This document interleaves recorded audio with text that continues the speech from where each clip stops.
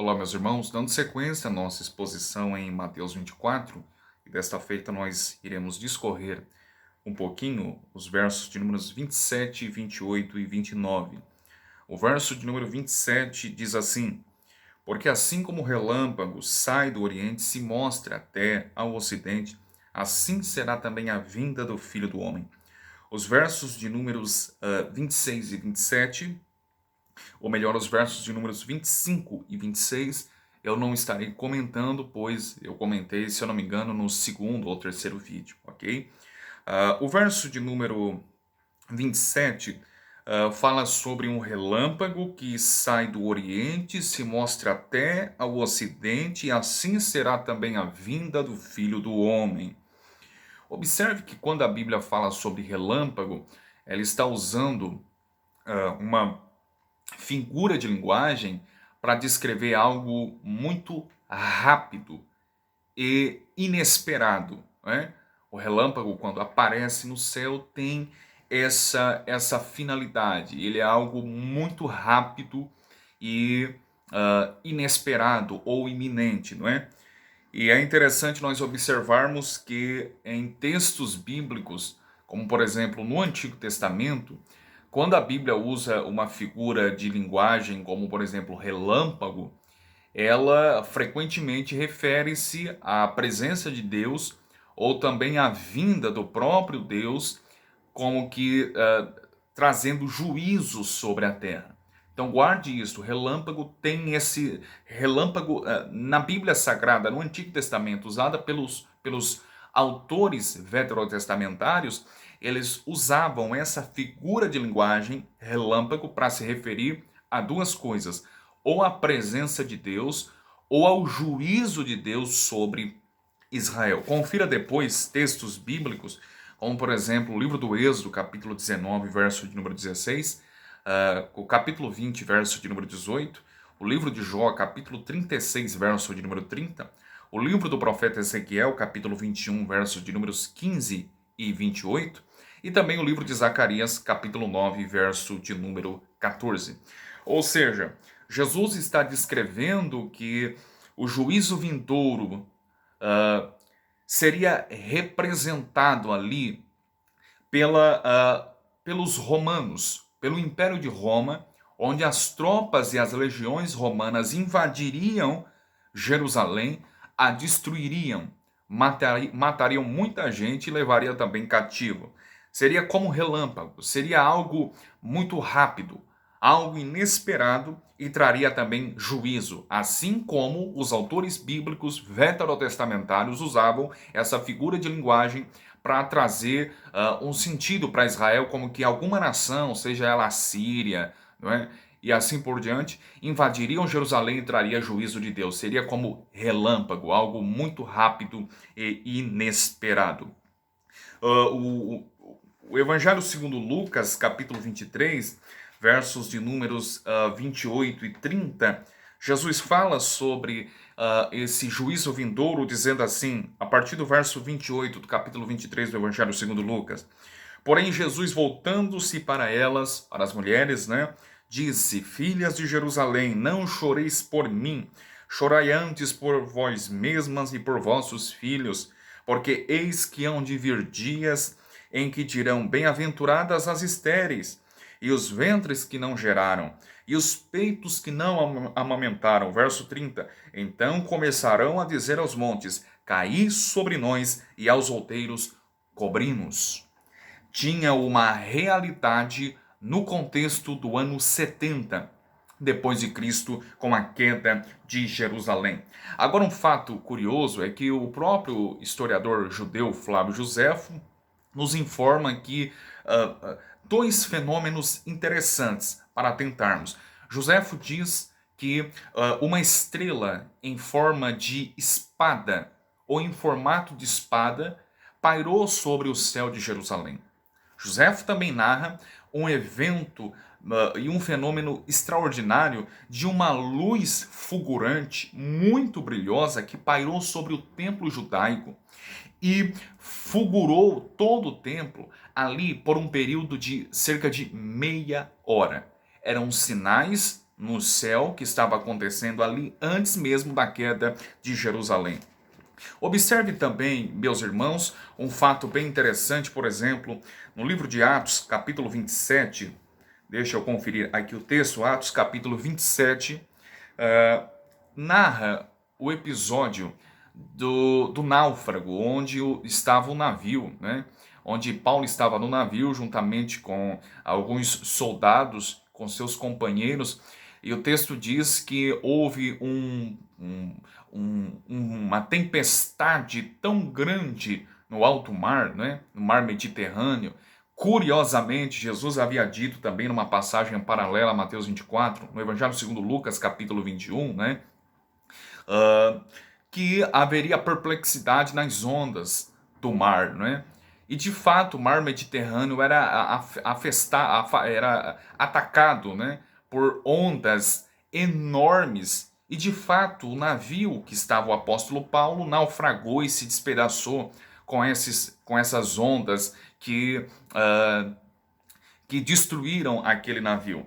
Agora observe o que Lucas vai narrar no verso, deixa eu conferir aqui, o verso de número 20. Olha o que Lucas narra.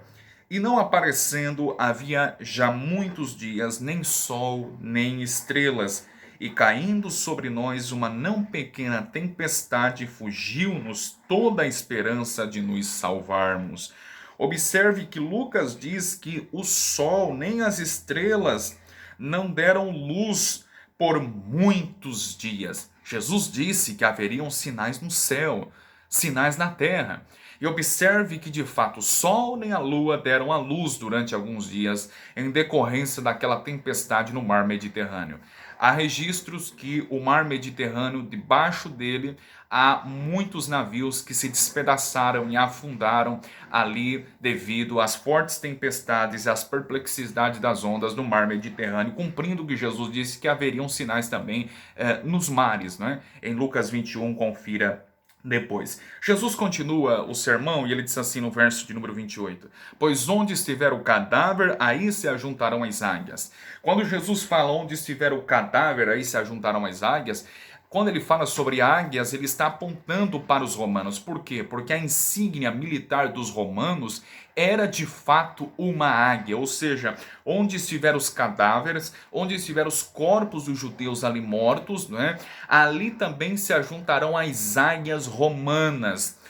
John Wesley, um reverendo, né, um pastor metodista, ele disse exatamente assim, que a nação judaica já se encontrava perante o Senhor como uma carcaça, como um corpo morto, em que as águias romanas iriam pousar sobre eles. Portanto, o verso 30, ou melhor, o verso de número 28, também tem relação com o ano 70. Olha o verso 29. E logo depois da aflição daqueles dias, o sol escurecerá e a lua não dará a sua luz, as estrelas cairão do céu e as potências dos céus serão abaladas. Curiosamente, Lucas registra, não é, que o sol, ou melhor, a lua, o sol e as estrelas, né, não deram luz durante muitos dias em decorrência daquele náufrago no episódio de Atos capítulo 27. Mas observe que Jesus está dizendo que o sol vai se escurecer, a lua não vai dar luz e as estrelas vão cair do céu. As potências do céu serão abaladas. Alguns interpretaram literalmente essas palavras. Mas observe que quando a Bíblia fala sobre sol, sobre lua, sobre as estrelas, ela usa uma figura de linguagem.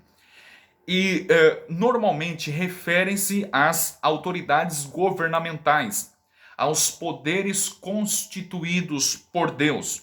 Observe no sonho de José, em Gênesis capítulo 37, que José viu o sol, a lua e 11 estrelas encurvando-se perante ele. Obviamente, ninguém, né, nem José, nem o pai de José, né, teria a petulância ou ignorância de supor que de fato o Sol, a Lua e 11 estrelas se curvariam literalmente diante de José. Não, ninguém teria audácia de supor que isso significava, né, a interpretação do sonho, que isso significaria literalmente. Sol, Lua e 11 estrelas se encurvando. Não, Sol, Lua e 11 estrelas representavam autoridades. representavam, no decorrer do Antigo Testamento, representa Sol, Lua e estrelas, representam autoridades governamentais. Assim como a mulher vestida de sol em Apocalipse capítulo 12.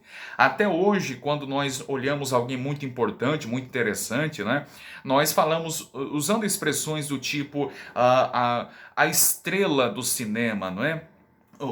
O astro do cinema. Por quê? Porque até hoje nós usamos essas figuras de linguagem para se referir a pessoas em posições de autoridade, pessoas muito importantes.